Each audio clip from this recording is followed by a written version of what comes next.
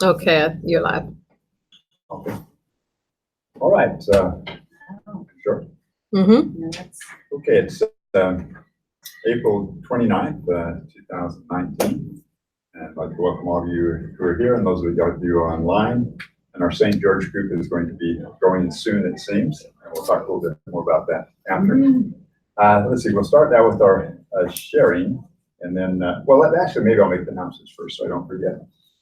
Yeah, we're having our first presentation and free lesson in St. George. And so I mentioned this to Brian before. It'll be on May 10th, which is a Thursday at 6 p.m. And actually, Laura, who's one of our online May participants. 10th is on a Thursday. It's on Thursday, yeah. And it should be, or is it? Or maybe it's maybe it's May 9th. I'm going out of town. Okay, it's probably May 9th. Okay, so That doesn't sound. whatever it is, it's a Thursday, so it must be May 9th. Yes, Thursday, May 9th. Okay, Thursday, May 9th. And actually, Laura, who has her office up there where she does her therapy and that, they have it off on Thursdays and Fridays. That work a 3-day week, which is kind of nice. And so she's going to allow us to use that office to do the presentation of lessons for a while. And so we're excited about that. And St. George branch, so far, the people I've contacted in St. George all seem excited to get started. We'll see how it goes. But I hate to say this, but I think it's going to probably go faster than Las Vegas. It just seems I don't know, there's a different kind of mentality a little bit in Utah. I hate to say that more transient flaky type things like that, but there's a lot of that goes on in Vegas, unfortunately.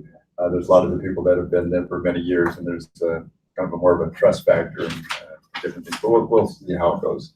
We're pretty excited to get that started. And I think the momentum there actually should transfer over to Vegas too. So we'll kind of use those two, both going back and forth. Are you looking for anybody from here to go?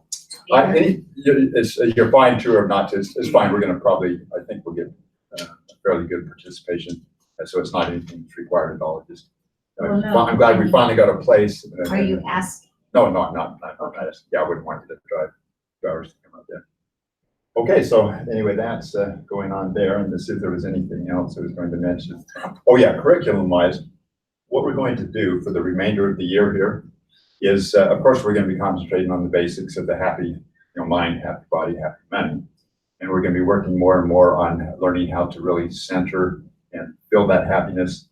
Because there's an interesting phrase I heard a while back, and I was just talking to Dan about this, and in religion. A lot of times people, for example, will teach a lot about God, and they'll do all these theories, and they'll go into all kinds of gyrations and everything.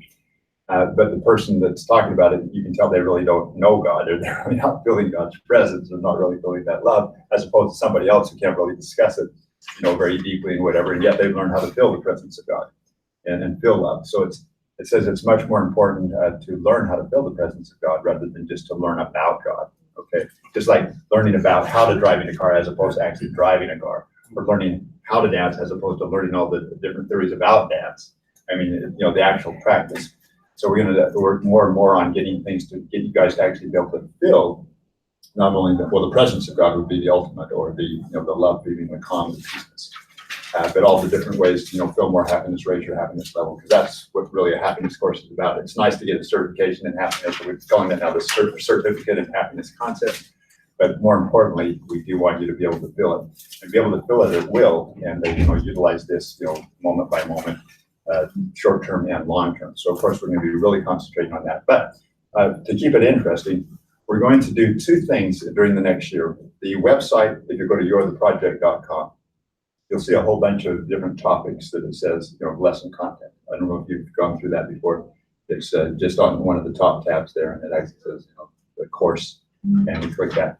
We're going to go through all of those kind of systematically. Each week we're going to probably cover 2, 3, or 4 of those different ones, just so that we go through and actually cover that by the end of the year. And then we're also going to take my book, and although a lot of these things we have covered in different forms in that, but again, I want to make it a little bit more systematic. So we're going to be taking the chapters of my book, and I'm going to actually write an outline for you. It's in Japanese, but I'm going to put an English outline on it. I was going to say, you don't have your book. Right, and I still have to get okay. one written. I'm still writing it. But we're going to have the thing that I already do have, and my new book will have a lot of that content. At least half of the content will be from that as well too. So I'm going to, within the next week or 2 or so, put together an outline on that of my book's content, and then that other, which we'll cover mostly in the next, towards the end of the year, but it might be a full year, but we'll cover all of that, plus all the basics and things going on. So should make it more interesting, a little bit more structure to it. And then, of course, have the weekly outlines, at least a couple a month that we'll have with these at balance. Okay. Let's see, we're going, first of all, you're sharing, and then we'll jump into the lesson. Oh, and I want to welcome Shantaria back. She's not only back here participating here, but we are back together. Yes. So You have a big smile on your face, yes. yeah, the things are better than ever now. I mean, there's a more of an appreciation. I don't know. It was one of those things, it's kind of, sometimes you need a break to see if you're actually valuing a relationship, and that's what we need. Very good. And things are way better. It's very good. Clarity. Yeah, absolutely. All right, so a lot of exciting things here. Why don't we start with David? How did your week go there? Had a good week. My health is going good. Business is going well. Oh, hi, Lizzie. Come on in. Yeah, things are just going well. Great. So the happy money part with business is going good. Help. I know you were doing something with a trainer or something. Yeah. That's working well, and just keep on going. And feeling good in the mind as well. Right. Good stuff. Right. Okay, let's see, Mary, how was your week? Just jumping from one thing to the next, with all of my different projects. In fact, yesterday I made it to 2 church services and the meeting, the Rancho, and then went over to Pacifica, which is a place for people with Alzheimer's and stuff, and like a nice convalescent place, only better than convalescent. Okay. Anyway, and helped do a church service. So and for some reason I've been staying up, like not getting as much sleep and getting through the day without a nap, because I have so much to do. It's like, I don't. Well, you sound very motivated, I guess. Yeah. Okay. And I just so many things that I'm. But you're enjoying it and you feel like you're making progress. Yeah, with I it. am. That's the whole idea. That's Right, what I'm trying. It's like, I had so much fun at Pacifica, because all we do is sing to the people, you know. But it's a lot of, they're looking right at you, and you do a lot of hand motion, Right. Like when you're singing, and they really respond. This one woman started with a frown and wound up with a smile, and it just, it just made my heart happy. Good. Well, it didn't seem like you're beaming there, so Yeah. it's great. Patrick, how was your week? Way better than it has been in a while. I got my thyroid issue fixed, and I am feeling way better. I don't feel drunk constantly, and yeah, I'm going to be getting back out to my financial and other goals that I need to be a little bit more focused on, which was actually considerably hard to focus on with the blood sugar issue. Right. But having my center back has really been allowing me to pick up the pace. And so, yay. Good. Yeah, you told me a little more. Very, very good report there. And I witnessed him have an attack where his blood Blood sugar sugar, went down. I knew immediately there was something wrong with it. Oh, yeah. Yeah. So- Yeah, and that's unusual. And Dad, I know you didn't have a good week. Going to save yours for last. Or do you want to- What was good about it? We can go there. What was good about it, man? Well, Dad had a bad week. I know that. I'm sorry. That's all right. But we all have to have some good and some bad. Yeah, what was the good then? Yeah, what, Yeah, there was no good this week. It's always good. do you wanna say anything about Nope. that? Nothing. Okay. There you go. He must be Maybe you not wanna even wanting to forget come about it. over. He wants to But forget about it. we're glad You Dad look came at the over. next person. We're going to cheer him out today. We had a little bit of time. All right. It'll be better this next week. At least you'll feel it's better, even if it's a bad week. Yeah. You'll feel better I'll about it. force myself Yeah. into it. That's part of the game, even though crap is going on, you still learn how to feel good about it and put it in perspective and all that. Hey, Brian, how was your week? It's been good. Continuation. Taking steps to be better about finances, as far as I know how to make it, keeping it, keeping money, Right, especially right. larger amounts of money for whatever comes up in life. I've realized that after car repairs and, well, it's made me realize that I get to do more. Mhm. So I'm doing more with that, with some good guidance from this guy I know that helped out. You played a little basketball Little too. basketball, yeah. Physically, because of doing more activity and running more and that kind of thing, I do have a little hiccup in my knee Mm. right now, so I've laid off that for the time being till it heals or I figure out what's going on with it. I'm still doing. I told you not to jump around so much there the other day. Yeah, well, that stopped me. After I went home, yeah, anyway, it's better now than it was before. I quit jumping on it, so. That, my spirit is good. I had some contrasting circumstances come up with a client this last week, and it got pretty challenging as far as emotionally fueled on the other side. And I responded, unfortunately, I caught it. I responded to it and tapped into that bad feeling for a moment, and then realized, wait a minute, I don't get to perpetuate this anymore. I don't get to be in that. I'm not that guy. And by looking at myself after the fact, I was able to redirect my energy and actually give love back to it, to him, and it squashed the whole thing. Right. And I felt relief from it, of course, and no more stinking thinking going on with that. Great. So yeah, and was able to actually meditate before coming here today. Had some space that for about an hour and 15 minutes. Had a really cool, peaceful, Good. meditation. So It was a great week. yeah. I appreciate you dropping over and fixing that cabinet for my dad there. That's what we did down there, and we played a little basketball too. But it's been a cabinet that had just fallen down for some reason. It hadn't had the nails in right and everything. And Brian came over and put We that back figured up. you were And playing basketball. it was right nearby there. He wanted to shoot some hoops too. So, Share some time. yeah, so some time. So Jared, how was your week? Pretty good week. I did something, I made a purchase, or not a purchase, but kind of new car. So that's awesome because I haven't really been wanting to get out or go to meetups and stuff like that. That's pretty So, impressive. You went down there and yes, pulled I that off. Did You got all a good by difference rate and everything. So my second car and whatnot, but I'm getting rid of the first one. And she's old, she's 2007, so it's kind of looking bad, but you know, had to do it. But so yeah, that's good. Physically, I still been going to the gym. I started to do Taibo now. Does anybody remember Taibo from the 90s? Yeah. It's pretty intense. But I forgot what it exactly I know, that's why I was. did it. It's like kicking or, He does kicking and punching like it's it's Oh, yeah. 40 minutes straight is what I'm doing. So yeah, I have that DVD and whatnot. So Well, you go at it. so I'm started doing that. Let's see. I've started in terms of like being of service. I wanted to go to meetup groups where I can actually volunteer and stuff like that, kind of like what you're doing, Mary. And I started creating videos, putting them on social media for telling people about Peace Pilgrim pamphlets. Because if anything I could give people, I feel like the Peace Pilgrim pamphlet is the greatest thing I can give them to help themselves long term, as opposed to some material thing. I'm like, hey, you know, you can get this, but like the pamphlets are really good material. It really helps somebody. So.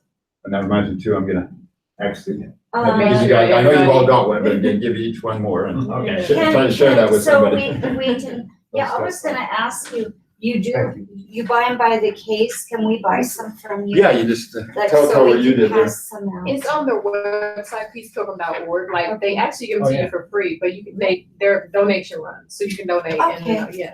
Just, Yeah, it's really got the essence of it. We'll be talking about that a little in the lesson today and all throughout the year. But she's one that really actually did it, and arguably the happiest person in the last 50 or 100 years, at least from what I've researched. And I've researched a lot of the greats, and they were super happy too, you know, Gandhi and Albert Schweitzer and different ones. Yeah, she figured it out, and she figured it out at a very young age. And it's really amazing. And she put the essence of it is right in here. And then, of course, if you've all got a book, you know, when you join, it's really good stuff. And it doesn't raise any red flags. which usually happens when people start talking about spiritual or whatever, and they say something that's different than their belief or whatever it is. She was very generic, very much focused on things that were unifying. Didn't use vocabulary that would turn one group off and, excite another or whatever it is. So it's, go ahead. I was gonna say, she helped me out recently because yesterday I cried about my car because I've had it for 10 years and there's so many memories in it. And so I read Peace Pilgrim this morning and I thought about how she says that when something has lost its purpose, like you have to get rid of it, and Little Red has lost her purpose. And so I was like, okay, that actually makes me feel a little bit better, a bit relieved now that not as attached to it. She's talking about not being attached to things. So that really did help me because I really was crying. I was upset yesterday. Yeah, but she called it relinquishment, one of the, Yes. be able to relinquish things when they've outlived their purpose or Yes. somewhere we tenaciously hold on to things. And a lot of it's kind of fear-based too. Sometimes it's something that can really be stressing us out and even ruin a person's health. But she talked about one lady that she knew that had this home, and she was all stressed out and really in a bad way, and her health was going bad. And she said, well, you're just a single lady by yourself. And lady, why do you have this big 4-bedroom home? She says, well, I've got all my furniture in there. I can't, it's the only house that's big enough to house my roof. You say, so you're just living for your furniture. You're living for your home. And finally she sold it and it was just totally relieved. And she met her, afterwards. She said, I'm just so glad to have that relief. That's just because she's been just holding on to it so hard. And we do that all the time with things. And you just have to, we'll talk a little bit more, but that's let's kind of jump into that now. We covered last time, I think we got all the way down to, let's see, we said sit. Okay, we talked about self-talk, remember? Learn to think in positive, that's about a third of the way down, toward that.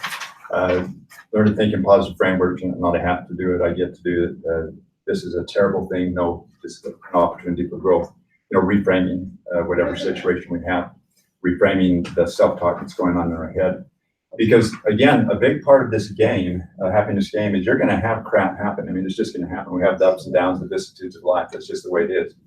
And talk about down too. I mean, businesses and everything. I've had so many that up, down. They go down. Whatever happens. If you're always going with your circumstances and feeling bad every time something's going bad there, I mean, you have no control because stuff is, health, all kinds of things can happen. You've got to learn that even going through the vicissitudes of life, how do I still feel happy regardless of that? How do I still feel a calmness and peace? How do I center myself regardless of that? And how do you learn the different techniques and ways of doing it? And Peace Program was an absolute master of that, including when she talked about when somebody says a mean thing to you or whatever. She said, I would never let somebody else's, control how I feel and make me feel bad. She said, I might have an immediate reaction, but I will not, do any type of bad action towards it. And I even have learned how to control the reactions on that. The sticks and stones will break my bones, but words will never hurt me. It had a lot of wisdom in it. We heard it when we were young, to not, allow people to, every little thing that somebody says, every circumstance that happens during the day, a car butts in front of us, whatever, and to allow that to ruin our day, allow that to make us feel bad. That's an immaturity. It's a common thing, but it's something that, if we're wise, we'll learn to overcome that. We'll learn to develop, tools and skill sets and ways of interpreting and looking at that. But it's not going to make us, feel bad all the time and have our buttons pushed, constantly. And that kind of all goes in with the don't major and minor type thing too.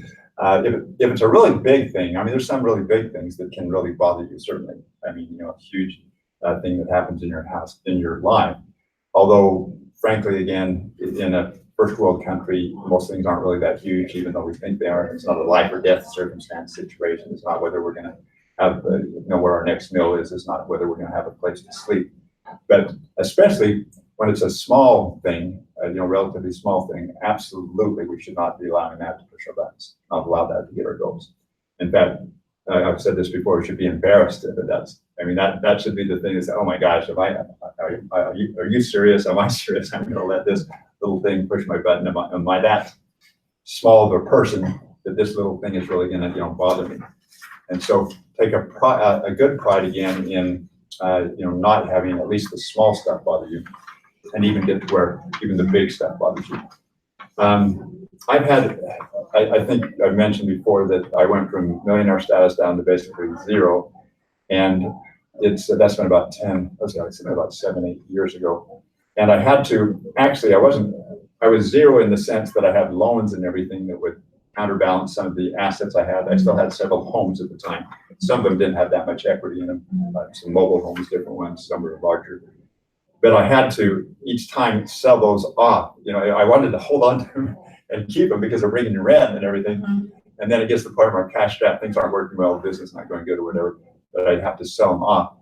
But even though I went through that, and I had to go through 6 or 7 times actually, and I had to, you know, let another property go, sell another property, let it, you know, not hang on to it, because it does stress you out when you're trying to, you know, make payments and you haven't got enough, and you have to start selling stuff at garage sales, or, you know, putting things on eBay and whatever. I mean, that gets real stressful trying to pick up $100 here, $200 there when you got 1,000, you got to come up with, or 2,000.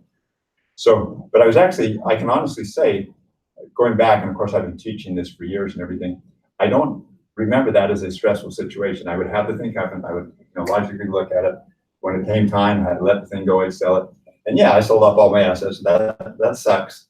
You know, basically going down from millionaire down to kind of zero type thing. But I was able to experience those years, you know, in very good health, didn't catch a cold or anything. Was able to develop relationships, you know, enjoy my life. Learned a lot of experiences, learned a lot of things from it, learned empathy, everything else. And so in my mind, it was never, you know, a bad, stressful, you know, terrible situation, even though my assets were constantly dwindling. And now I've got to start building them up again. But so you've got to kind of learn how to do that. I hope that doesn't happen. You know, we don't want, if you've got assets now or whatever, we don't want you to lose that, or we don't want whatever situation to get worse than what it is.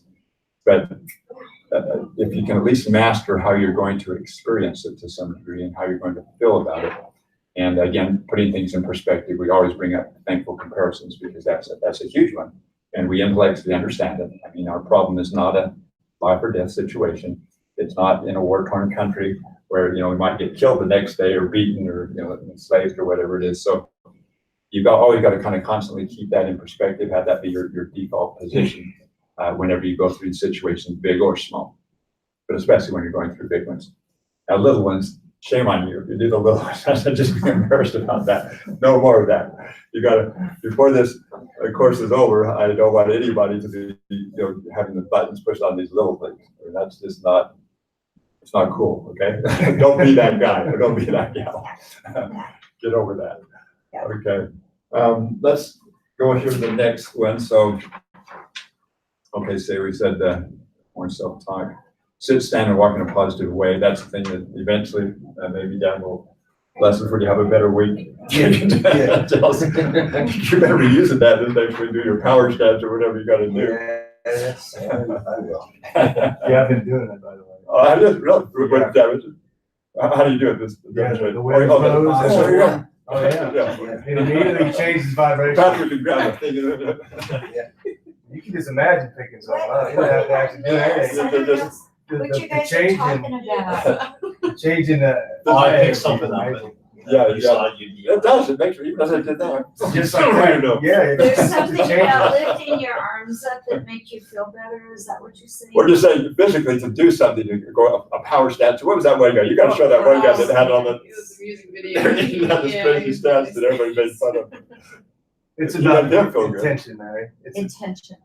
this is the winner's pose, and it's about feeling powerful and shifting whatever you might be feeling, Yeah. and becoming grounded Yeah, energetically, really, yeah, and then feeling that shift, and then be able to go to a different place than Yeah. reactionary from that place. right. So using much your of it is physical, yeah. up here. This is what we've been talking mental. This is actually good physically doing it. You could start dancing, you could go into a pose.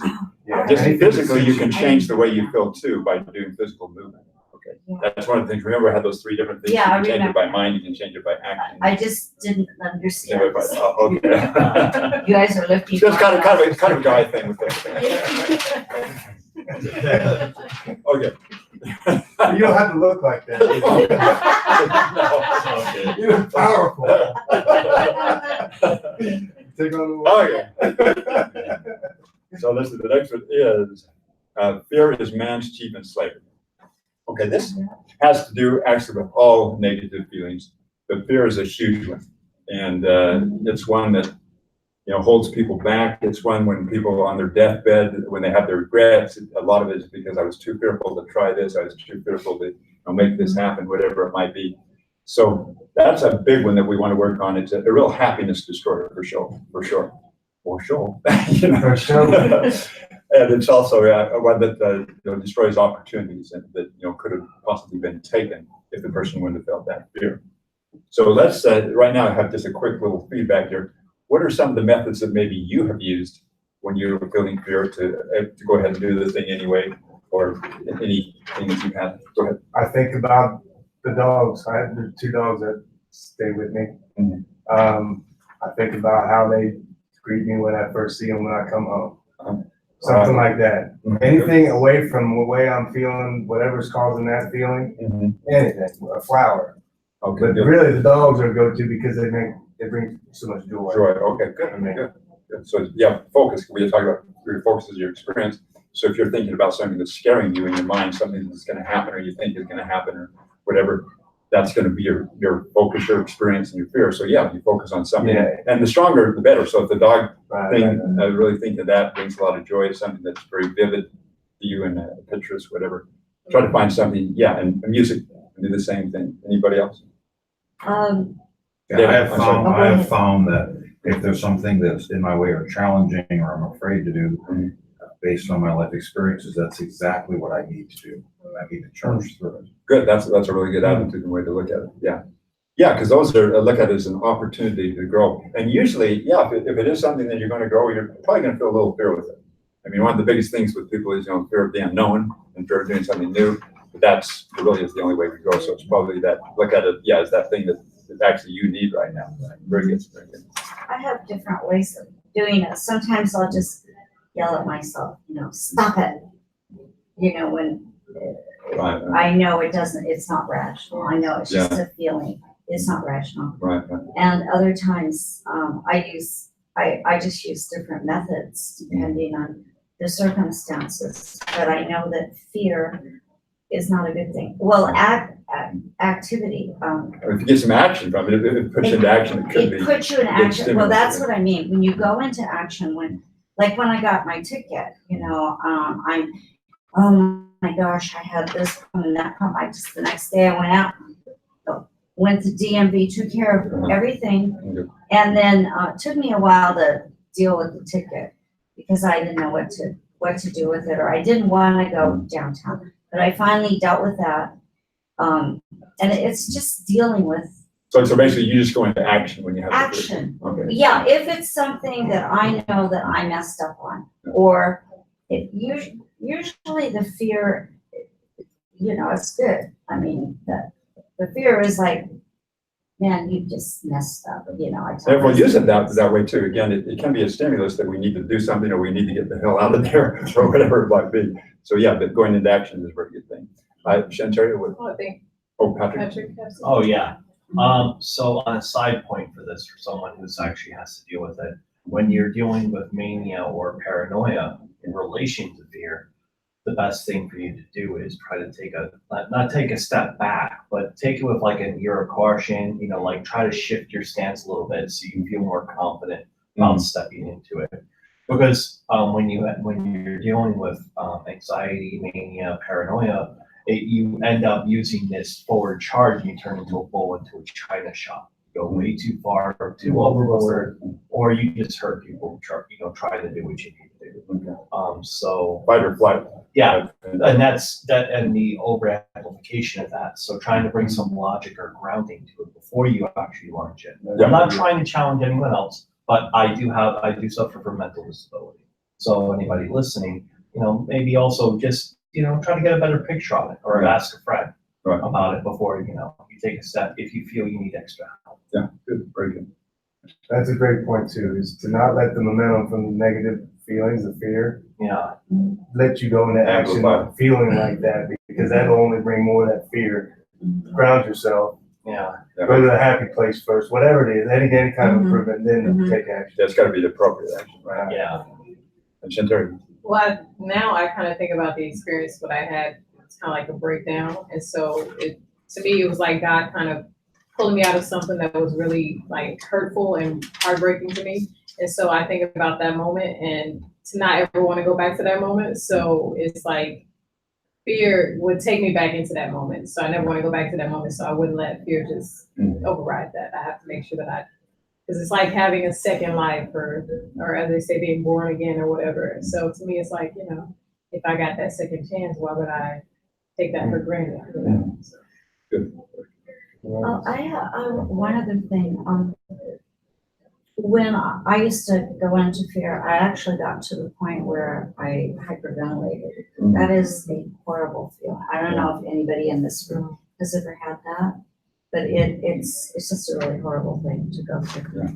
And, There's people too that, yeah, that have never their wanna heartbeat go goes there. up to 130 beats a minute and all that kind of stuff. Yeah, I never want to go back there again. So that's the other thing.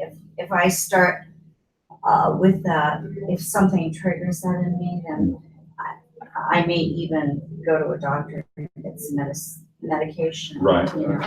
So I think we all just have to deal with ours, because I'm sorry, we get damaged. Yeah. We get That's damaged. just, the trick is trying to get so we don't get damaged so much. Yeah. And the more that we can feel and get to that peaceful state so that we don't have the overstress, because as you know, stress creates all kinds of havoc in the body, and it doesn't allow our immune system to work as effectively. That's when you catch your colds and everything else. So again, learning how to become happy has a dual effect of not only having you feel the pleasure of being happy, but also not having the stress and all the negative hormones, different things going on in your body that mess up your system.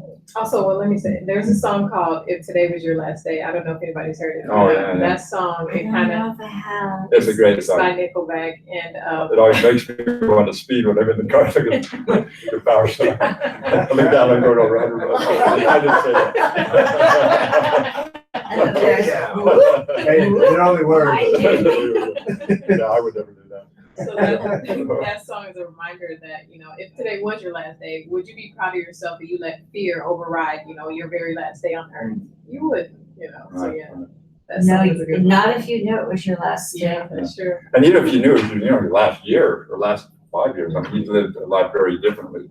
So again, sure as hell don't let the little small things bother you, and even the big things. You got to put it in perspective. And we don't want to live literally as though it's our last day, but we do want to appreciate it a lot like it's our last day, our last week, whatever. Yeah. That'd be fun all the time. Yeah, you get burned out pretty quick. Well, fair enough. Okay, let's go to, Leslie, we talked about the one of don't major in minor. Okay, then realize there are two U's. Okay, this is a big thing we're going to go into right now. There are two U's, the one that is centered in the self-centered or the fear and lack nature, and the other in the God within loving abundance nature. Now, our typical self or ego, it has all kinds of, and Peace Program talks about this in the Steps pamphlet. It has all kinds of desires for comfort, for, wants and everything else. And so it's constantly in a state of trying to, satisfy itself and trying to get excitement. And that's why people, they go out and they go shopping, they go drinking, they go, doing all these things because the ego wants excitement, it wants comfort, it wants all this stuff going on. It's totally thinking about self and how, what I want, take as much as possible, which is normal. And that's kind of, how we're born. We have to learn how to survive and we have to learn how to take, what is necessary and whatever. But if we continue on that path, and you see it, even with people that get $1 million or 10 million or 100 million, they still want more and more and more. They still got this ego driving them for, pride and for, they want more and more power, respect, whatever it might be. And they're never satisfied and it just goes on and on forever. And of course, it ends up that they're not even very happy, no matter how their material circumstance ends up. So we don't want to be controlled by this ego or this self-centered nature. And I want to make things real simple because there's so many different theories out there, even in positive psychology and different things they talk about. And there's the Myers-Briggs test, and there's all kinds of different things, personality, but make it real simple. Basically, if you are following your self-centered nature, which again is kind of what the average person does, and you turn on the TV and it's all about living large and getting more and taking all you can get. But if you follow that self-centered nature, we know what happens, especially when it's taken to the max. We see it with movie stars, we see it with people, even that have super wealthy that commit suicide. Yet it doesn't end well, and they're not enjoying it, even though it looks like they should be enjoying it. So there's got to be a better way, and there is a better way, and that is learning. Even though you will always constantly have the ego, and it will also always be clamoring, and it'll always be having its desires, you've got to learn more and more to contact with and relate to your God-centered nature. Okay, so you have your basic self-centered nature, which is the animalistic nature, which is what we've kind of evolved to this God-centered nature, which we've talked a lot about, is the fragment of God within. Anyway, that's my belief, and whatever you want to talk about, source or whatever. But when you start more and more contacting that and having connection with that, and being able to feel that, and that's really important, to be able to feel that peace, to be able to feel that love, to be able to feel that fullness, then you won't be so bothered by all this other stuff, and it won't be clamoring as loud as it is with the average person. You'll start kind of walking a different path in a different way than the average person, which will be a happier path, and it will be a healthier path. It'll be a more balanced path, even though it might not be the same path as everybody, just going at it like crazy for making more money or whatever it might be. The more you can do this from a happiness standpoint, and like with Peace Pilgrim, again, I would arguably say she was the happiest person probably in the last 50 or 100 years. That's, and I'm sure there's probably some others that maybe weren't becoming as famous as she did. But she did learn very much to contact with and be basically constantly connected with that fragment of God within, or with the source, to where she claims, and everybody that met her, I've said this before, has said the same, that she was feeling this peace, this love, this abundance of joy, and this energy from morning till night. I mean, always, constantly. And this is for like the last 28 years of her life. I mean, that is absolutely amazing. And everybody that met her that I have talked with and interviewed, they said she was, again, the most surreal, loving, in the moment, person. You've seen that kind of expression, I think, in the side of the book there. Just amazing. Which she was breathing that very rarefied air that so few humans ever get to, of having that, that constant happiness, not only at a 6 or 7 level, which is nice, but like 8, 9s, and 10s. I mean, just amazing, and have that almost on a constant basis. So if you want to really live life better than everybody else does, even better than the billionaires, this is a tried and true method that actually does work. So it's not easy, but yet it's easier than doing the other. And it's not totally painless, but it's much less painless than the other way of doing it. And it's the only thing that's really solid that will get you to the place you need to be, to where it's not going to matter so much with your circumstances. But by the way, you'll actually do better with your circumstances, because you'll have that clear mind, you'll have the peace, you'll be able to deal with situations better, you won't get sick, you'll deal with people better, you'll see opportunities more clearly, you'll think more creatively, you'll have more energy. All those things work in your favor. So there's a very good chance you get this, that you will actually financially too be more successful. And they have found that in general, happy people are more financially successful than unhappy people. I mean, it's not saying, there's definite exceptions in both areas, but in general, that will give you a distinct advantage. And not just a kind of a temporary type happiness, but when that becomes happiness to the core, you really are centered in that, it's going to give you a big advantage, actually. Although, don't be thinking just about all this it becomes almost a selfish thing in a way, but it's a smart selfishness of trying to, develop that inner peace and trying to get to that state. But it's a very mature, way of doing it, and it's just a smart, wise way of doing it. Now, I want to talk more about how to actually do that now, and how do we really put that into practice, because that should be every time we come here week by week our main focus. And we're doing a lot of different goals. We do have happy mind, happy body, happy money, but that in the happy mind area, which is the single most important, and will affect again the happy body and the happy mind, happy money. That's where we want to be making our most significant progress, and that's where come 8 months, the end of the year, another year from now, we really want to look back and be able to say, I honestly am able to connect better now. I'm more solid there. I feel a lot more peace. I feel a lot more joy. I feel a lot more love. I'm more centered. Things don't bother me as much. I mean, we really, really want to get to that point, right? Okay, now, the next one here says, okay, we're talking about the 2 U's, access the real you. Okay, well, the ways of doing it. Now, we've talked a lot about meditation. Also, there's prayer, there's the inspired readings, there's the music, there's going to nature. Shantari and I always now are doing like a 30-minute basically meditation or so in the morning. That you said that you're not even going to get out of bed until you actually get connected. Talking about that. Yeah. So I'm practicing on getting better at that now. Because otherwise you get started on things and then It's the best time to get grounded and then let it flow throughout the day. Yeah, maybe just get out, go to the bathroom, come back, and then Sometimes it's challenging because we get up, we're fresh, and we want to go. Yeah. Mhm. We want and we think we got so many things to do, we and all. don't. And it'll actually make you much more effective on the things you do, and even the choice of things you do will be much better as well. So anyway, we're kind of doing this 30-minute meditation, try to do 20, 30 minutes of some inspired reading or whatever it is, and really get the day started off right, so you even know what direction you're going, and you're even capable of taking advantage of the different opportunities now. Let's see, then we'll go on to access to meditation. Okay, Peace Pilgrim, paraphrasing, every material problem and failure can remind us that only the spiritual is really true and infallible, especially as concerns our inner happiness. So that's why you have to look at these and new opportunities, even things that are scarce in that.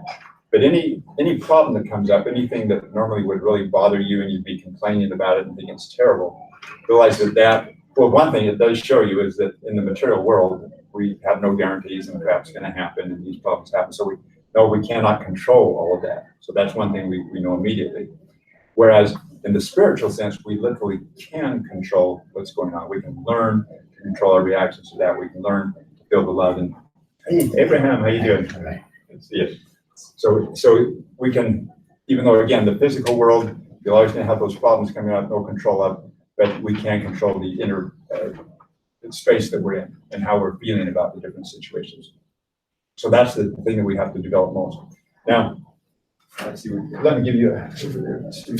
I was gonna talk about my situation with that recently, but I'll save it for another time. No, real quickly, that's an excellent thing. Okay, well, I guess in terms of, because it says every material problem and failure can remind us that only the spiritual is really true and infallible. Well, when we had the breakup, I was really upset about it, and I remember what happened was I was crying, and I just couldn't stop crying. I just totally was like, it was one of those things where it's a failure, that's a break in a relationship, And so for me, what happened was I went to God. I started to think about God and stuff. And so I turned on music, spiritual music or gospel music, and I got to that inner peace. And for me, God is my inner peace. And so when in that moment, like it was like really quick, I stopped crying. I couldn't stop crying at first. And then when I went to that inner peace or inward into myself and to God, it totally stopped. And I was like, wow. You said that had been going on all day long too, right? Not all day long, but for a long time. I was like going from room to room, like packing my stuff. And I was just like, just really upset about it. And so then to just really quickly, it just snapped me out of it. And I was like, wow, why are you crying right now? Like you have to, this is something that's temporary. It's going to pass. You are still alive. Like you still have a life, your relationship is not your life. And so it totally transformed like my mindset. It was amazing to me. It was nothing short of miraculous. That's how I honestly feel about it. So yeah, spiritual absolutely is what's real, without a doubt. And that's what we want to do. And when I heard about that, I was really excited because being able to access that inner, again, the fragment of God within, we call it, be able to access that and have immediately change your feelings like that. I mean, you can be down and in fact, the person can even be close to suicidal. I had a friend over in Japan that was about to commit suicide. I mean, it's kind of a long story. He'd been working with his family, had a divorce, had all kinds of things going on, and things were not working out of the business. Everything was falling apart, and he was just beside himself, and about to the point where he just thinking, I should just end it. And he literally had, but then he kind of went into prayer, said, God, basically, God, help me, and it said immediately. In fact, he even had a sentence come into it, said he was going to go visit his kids, and he was trying to get them into Bible study. He thinks he was really overcomplicating things. He said, just go enjoy. He said, basically, just enjoy yourself. Listen up, basically. And he said it just had immediate change, and then no longer would even remotely consider, ending his life or anything. And so it was these type of things, and we hear about it a lot, where a person is just immediately changed from an absolute desolate mental state to one where all of a sudden they're feeling great joy. And that has to be, it doesn't have to be, but it seems to me it's a good explanation that accessing the God within, be able to do that, and that can make an immediate change. Now, we shouldn't always have to come to crisis situations, though, to be able to access that. So that's what we want to get to where we can access that at any time, from morning until night. That's why we say we do that 30 minutes of meditation and the reading in the morning. You do want to start accessing that and have it throughout the day. And it does take some reminders, too, because you're going to be taken always into the materialistic world. Everything's about materialism.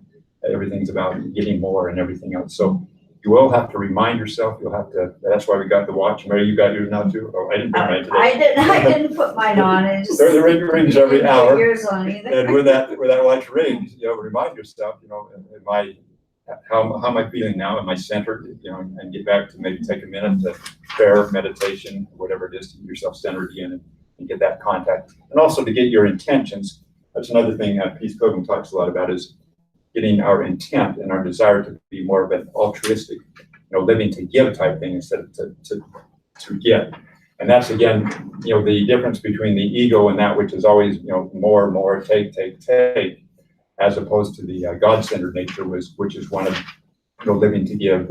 It's actually a joy to serve, and that's where real happiness does start doing. It doesn't happen immediately, but the more we can get to where it's not just a duty to do good to others, it's an actual joyful service. I mean, it's a privilege. It's an absolute privilege and joy to do that. And that's the vantage point we want to get to, and definitely, Peace Pilgrim was to that point, and that's why she was always feeling, these 8s, 9s, and 10s, constantly for the last 28 years of her life. So, I hope again that you've all kind of committed to, but even if it's only 10 minutes in the morning, but 10, 20, 30 minutes, preferably 20 or 30, to get your day started out right, with that meditation, with that prayerful thing, get yourself connected. Again, your day is going to be better. Your direction is going to be more clear. You're going to have more energy. It'll actually save you time, although at first it seems like it's taking time. That's the conundrum with most people. They say, well, man, taking that 30 minutes to meditate in the morning, I've got such a busy day going on here. Or taking another 20, 30 minutes to read inspired readings or whatever. But that's going to make that other 8, 10, 12 hours or whatever you're working much more effective. In fact, you might do it in, a half the time. And you might even find a lot of things you were going to do really aren't even that necessary. Now, there's some jobs, where it's pretty much set what you're doing. But I mean, especially for entrepreneurs and that you get that right in the morning in your direction, the way you deal with people, your effectiveness and everything's going to be greatly effective. And it will be a time saver, not a time consumer. Okay, let's go to the next one there. We did the material problem thing. Go down towards the bottom, and everything is a new opportunity for service. That's another thing that Peace Program talked about. Is every opportunity, every person she met, every situation she was in, even when it turned out to be a situation that was a trying situation or was a problem or something happened, she looked at that as an opportunity not only for growth and learning, but also an opportunity for service. And like you kind of changed that thing around with the situation you had with that customer, where you were just angry and wanted to do that, and you went the love route, and you said it just kind of broke. I wasn't angry. I'll say that I was frustrated and reactionary. Okay. At that moment. But you totally changed it. Reflection, that allowed me to change that. Right. And people will react. I mean, people react to things when you're angry. You'll hit each other back and forth, but also that love, although sometimes it takes a little bit of time, but that, people usually will respond very favorably and be quite surprised, actually. To have that type of reaction and be peaceful in it and be calm and actually be caring and loving. So you would be the master of the situation rather than being, well, like we talked about, a bitch to the emotion or, being taken that way. Okay, so the opportunity for service thing. In fact, there's a book that came out a number of years ago. I think The Purpose-Driven Life. That's when you're reading. Have you heard about that? It was a huge bestseller. I think it sold 10, 15 million copies. And the minister that wrote it actually was at the president's, the inaugural thing and everything and he gave 90% of his profits actually from the book and everything to charities. Amazing. It wasn't just like a 10% thing. He gave 90%, which is amazing. But he talked about getting a purpose-driven life and finding out, like Peace Program talks about too, on what is your path of service. What is it that really you were kind of born to do? Now, there's various things we do, and she said, how do you discover what you really joyfully do, which is really helpful to others? Finding that once you find that and you really have that purpose, you're going to have the ultimate happiness. And Maslow talks about it too. I mean, becoming all that we can become and doing all that we're capable of doing, and especially not just making the most money that we can make, but literally doing the thing that is going to make the biggest difference in the world. And it might be in a small scale. That everybody has different capacities or different talents, whatever you might call. But if you're on your small scale, even within your family or your small circle of people, if you can make a big influence and, in a positive influence and help them, before we leave this life, there's a lot of joy there. You're making a difference. It's a huge difference. and having that purpose, and maybe it'll be a bigger scale. I mean, opportunities can open up as we get more and more centered, become that rare person that isn't reactionary, that rare person that isn't just driven by everything that's materialistic there, but that rare person that's driven more by the living to give nature, or the God-centered nature, rather than the egocentric nature. So I really look forward to that. We talked about before, we want you to be looking forward to doing good. People get excited looking forward to buying a new car, looking forward to, making money in that. They get excited about that, and they get hyped up and everything, and sells the whole bit. We want you to get as excited or more excited about becoming that high level, self-actualized person that is more and more following the loving nature and has that balance and the hierarchies of the Maslow's needs, where you're up in that area where you really are living more to give and or that altruistic nature, which if we truly mature, that nature will become stronger and stronger. But unfortunately, most people do not develop that nature, and you find people in their 50s, 60s, and 70s are still very immature, still very childish, still very much controlled by emotions, still very selfish and narcissistic. They just haven't matured right. And no matter, although they may put on a show that they're happy, that they're not really happy. I mean, and we hear this all the time from famous people and actors and even billionaires and that. Like Tony Robbins had billionaires that were threatening to commit suicide that he's consulting with there. I mean, that alone does not do it. So that's the right path to go. It's the way that we work for, and we want to get more and more. I want to get excited towards doing that. It's not a chore to do that. It's not an arduous path. It's a real opportunity to breathe that rarefied air of a high level, self-actualized person that has developed that, that godlike nature, more so than just the egocentric nature. And then you will, Peace Pilgrim, and I know a lot of the ones in the Purpose-Driven Life, and he himself too, the one that wrote the book, they would be excited to wake up in the morning. Not excited, to go make more money or whatever, but excited to be able to service that next day, excited to find opportunities, to help people to make a difference in the world. I mean, that was a real joy and excitement, that they couldn't wait, to get up in the morning. In fact, a lot of them even claim, and I remember when I was really into that too and trying to get more, now even tend to need less sleep too. I mean, of course, you sleep very deep. That's another thing that was quite fascinating with Peace Pilgrim too, is they said that when they would try to wake her up, and this is like somebody that's in her 60s and 70s, which usually people very light sleepers, right? And so they'd have to really shake her. Like when they went that trip to Hawaii, a group of them went to Hawaii, and the ones that put together the book for Peace Pilgrim, they slept on a beach this one night, and they woke up the next day, and they're all awake and ready to get going, and she's sleeping there, and they literally had to shake her really hard, to wake her up. I mean, just deep sleep, and she falls asleep just like that. I mean, that's amazing. And that's what comes with not only a clear conscience, but when you have that connectedness and no worries and everything else, it's good for your immune system, it's good for your health and everything else. So that's another thing you can kind of look forward to, is probably better sleep as well. So a lot of, even physical benefits from doing this. Okay, so basically, yeah, so stop working for just your selfish self, start working for God and the whole of humanity. Now, obviously, it goes without saying that you're going to have to get care of business. I mean, you're going to have to do whatever work, you have to make money, you have to exercise and take care of your body. If you've got a family, you got to work on the relationships. I mean, we have to do all these things, obviously. But doing it more with a loving service intent, doing it more with that connectedness is going to make you better at better at doing it anyway, and it's going to be more enjoyable. And even though you may do the same things, you're going to do it more and actually have soul growth through it too. Because doing something for a selfish motive, even though it's the same thing as opposed to doing that with a loving motive, I mean, you get the soul growth, you get more joy as you're doing it. So that's just the superior, better way of doing it. So this have a renewed sense of mission. Think of everything as a new opportunity for service and character growth. And then we got to finish up here time-wise.